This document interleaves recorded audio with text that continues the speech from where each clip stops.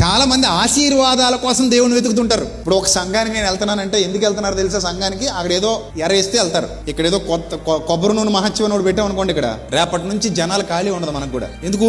కొబ్బరి నూనెక మహత్యహాయి, ఆ నూనె తెచ్చుకుంటే ఏదో అవుతుందంట అనగానే ఇప్పుడు తండోపు తండాలుగా వచ్చేస్తారు. నిజంగా అయ్యిందా అవ్వలేదా తర్వాత విషయం, ముందు మనకు నూనె సేల్ అయిపోద్ది అంతే. డబ్బా చిన్న చిన్న డబ్బాలు తయారు చేసి దాని మీద నా ఫోటో అంటించేసి పరిశుద్ధ ప్రార్థనా తైలము, అభిషేక తైలము, ఈ తైలం 2 చుక్కలు నోట్లో పడితే ఏమవుతుంది? జిడ్డు అవుతుంది అంతే, ఏమవుతుంది. మీకున్న వ్యాధులు, బాధలు, కష్టాలు, కన్నీళ్లు అన్నీ తొలగిపోవును.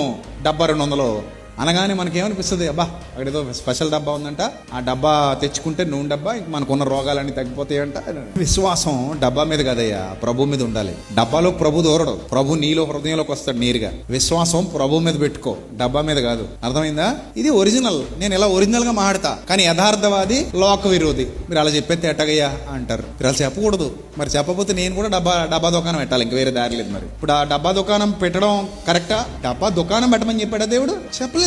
చెప్తే నేనే పెట్టేద్దాను ఫస్ట్. సో మనుషులు ఆశీర్వాదాల కోసం దేవుని వెంబడిస్తుంటారు చాలా మంది. బైబిల్ చాలా స్పష్టంగా చెప్తోంది, ఫలం కోసం ప్రభు దగ్గర రాకు, ప్రభువును వెతుకు, ఆయన నీకేమిస్తాడు? ఫలం ఇస్తాడు.